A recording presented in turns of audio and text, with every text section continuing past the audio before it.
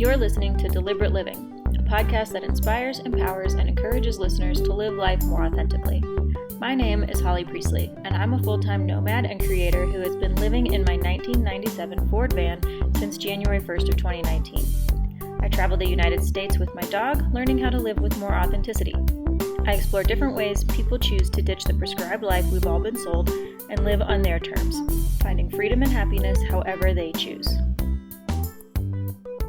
Hello, and welcome to another episode of the Deliberate Living Podcast. I am your host, Holly Priestley, and at the top of the show, before I dive into today's subject, I just want to remind everybody how grateful I am of each and every one of you, everyone who has ever listened or watched or read something about one of my episodes.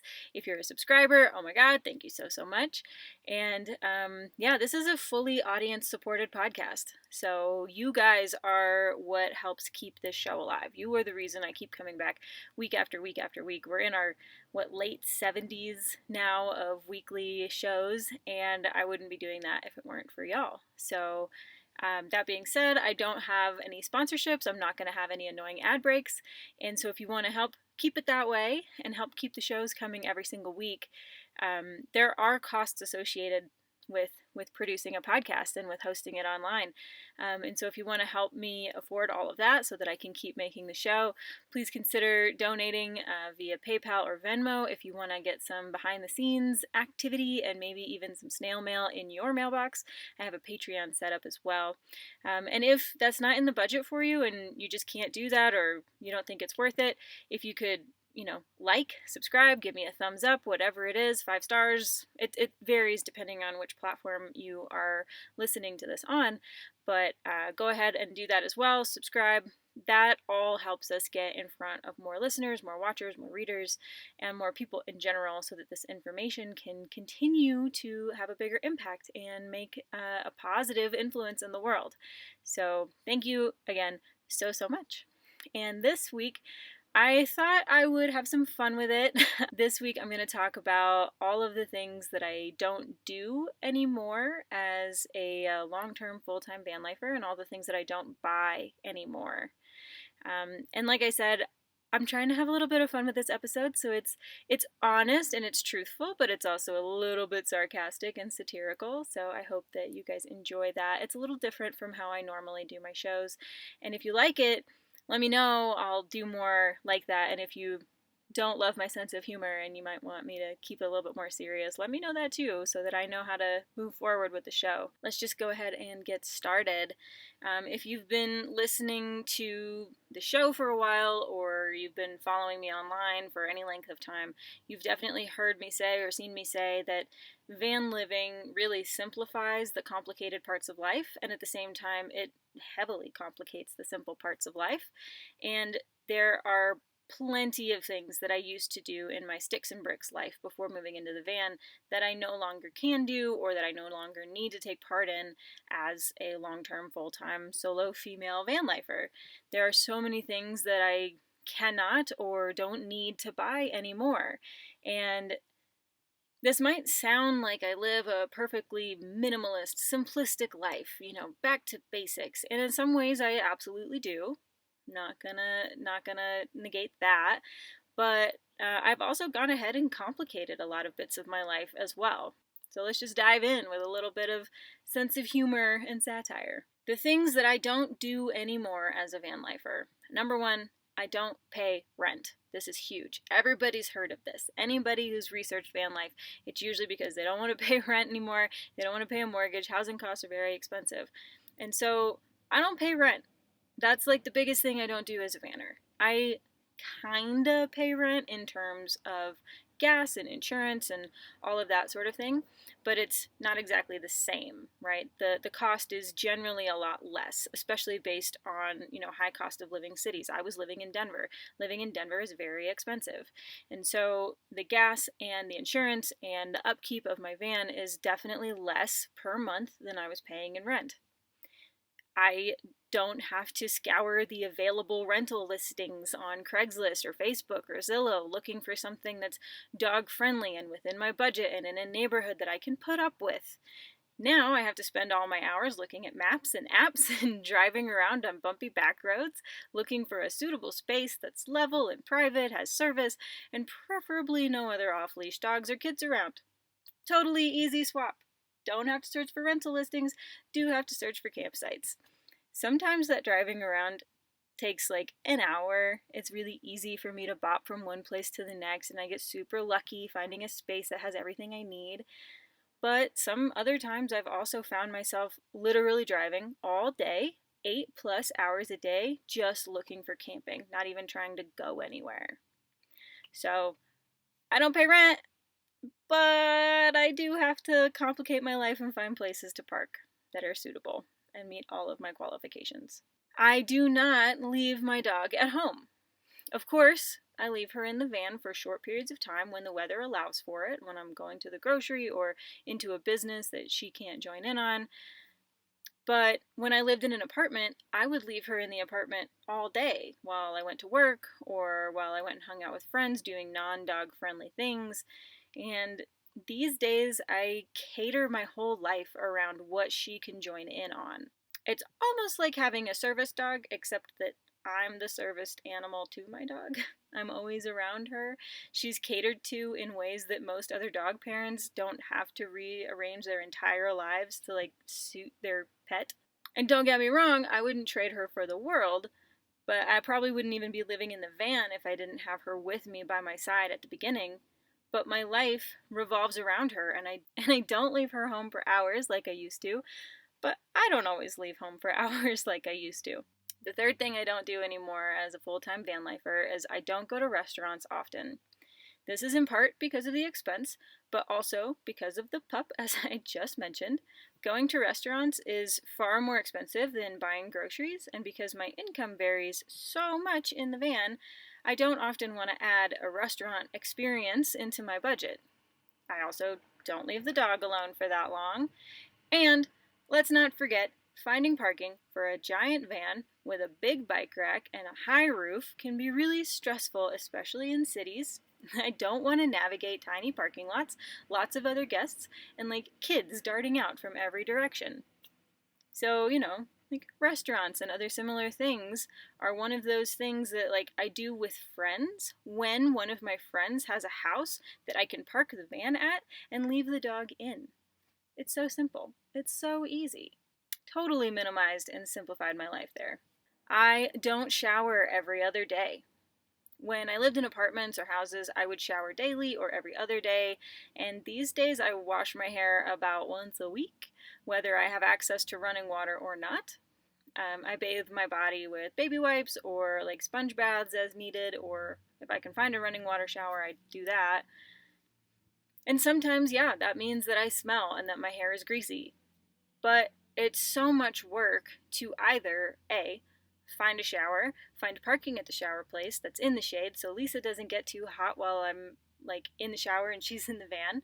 I gotta collect all of my shower things, truck them inside, set up a temporary spa for myself, do the showering with probably multiple other humans and kids around, get clean, dry off, repack all the shower paraphernalia, truck it back out to the van, dry my hair and my towel, and get on with my day. Option B, I can boil water in my van, set up my spa outside my slider door using my little step that I have as a shelf. I mix the hot water with cold water in the biggest bowl I have. I use a mug to like pour the water over my head. I wash and condition my hair in full squat position for 10 to 15 minutes with my head completely upside down, trying not to get shampoo in my eyes while keeping an eye on the dog so that she doesn't wander too far and wondering if anybody is going to walk or drive by watching this circus. So, showering, super luxurious, so simple to only do it once a week. I don't do laundry every week. When in sticks and bricks, I did my laundry once a week like everyone else in whatever machine I had available to me. And then in my last apartment, right before I moved into the van, I didn't have a machine, and I didn't want to pay extra to use the machine that the rest of the complex shared. So I started doing my laundry in my shower. And this was a really great system for me. I do laundry every few days, hang dry in my bathroom. I always had fresh clothes. It was never like a whole pile. It was only a few things at a time. Everything was washed very gently. with the same stuff that I use for my body. And it was really, really easy once I got the hang of it. And so then when I moved into a van, I tried to keep things similar as much as I could, except that now I was showering once a week, a lot less frequently, and so taking a bit more laundry in with me to the shower, and then it just became kind of a bigger ordeal, and then I'd have to find out, go drive somewhere I can hang dry my clothes or hang dry the clothes all over the van to try and get them dry. So in the van, I've had to learn new ways to get clean clothes. In addition to the tried and true showering or machining, I've got a small bucket, a different bucket than I use for my hair, that I can put like one shirt or like a few undies or socks at a time. I mix them with my shampoo and water, and then I wash them by hand. And I hang dry them outside or in the van if I can't find a place to shower, or like a small non-laundromat machine to use, like friends and family's houses. A lot of vanners love laundromats. They usually have service, they're good places to park, they have outlets and things we can charge. But I've had an aversion to laundromats since college. I hate them. I can't really tell you why I hate them, but I really hate them. So I do everything in my power not to have to use one.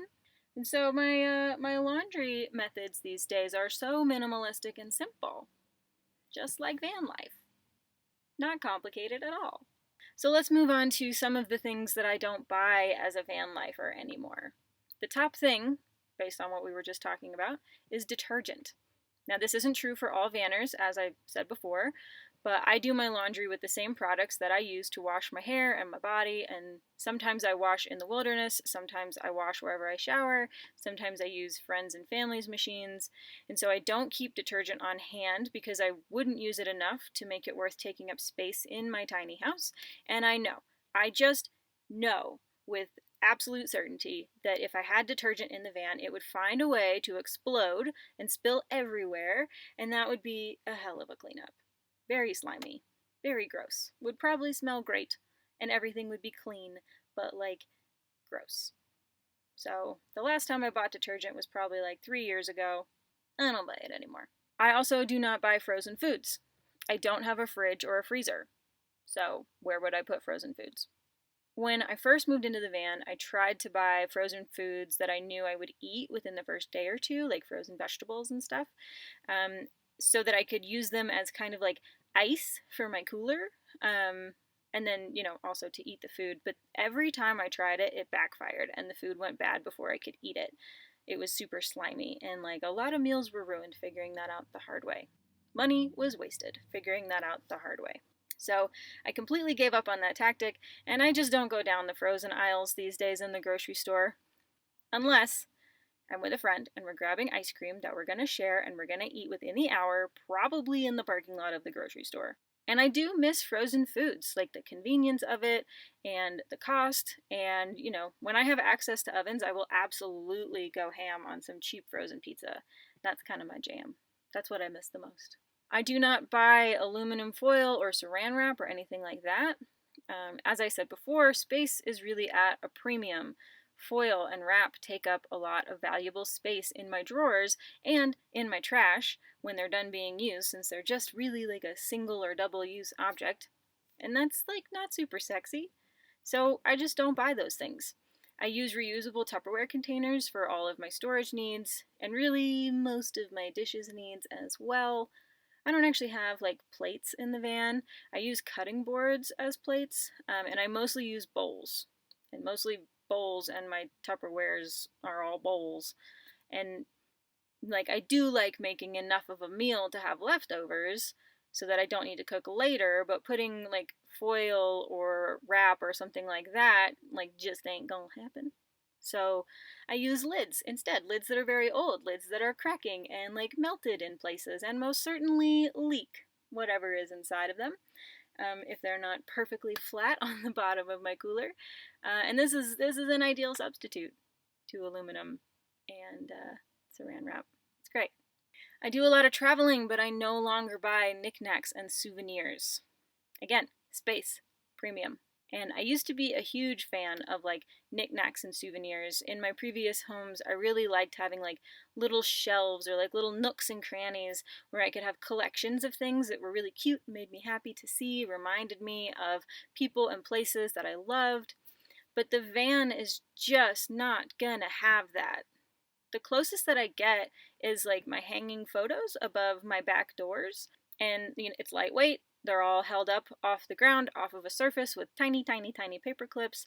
And I've got, photos and origami and notes and like things that remind me of people and places that I love in that way, instead of buying like a cute little sculpture or something from someplace that I'm at. If I do buy souvenirs in any of the towns that I visit, most of the time they are postcards. And then I mail them out to my friends and family, and then they don't stay in the van anyway. They're small, they're cheap, they bring the joy to other people as well, and that's kind of how I do souvenirs these days. In the same vein as knickknacks and souvenirs is decor. Home decor falls into the category of things that I no longer buy as a full-time vanner. With no place to hang art, no shelf place to keep like knick-knack-y decor, I just don't buy it. It's not like I'm going to buy it and store it, until the next time I have a house. I just don't buy it. I admire them in the shops that I visit. I really like a well-appointed house. I'm very excited to be able to decorate the next house that I live in, but until then, I keep my money in my pocket and I don't actually buy anything new. Plus, like, the van is not really a safe space for things like that, for decor type things.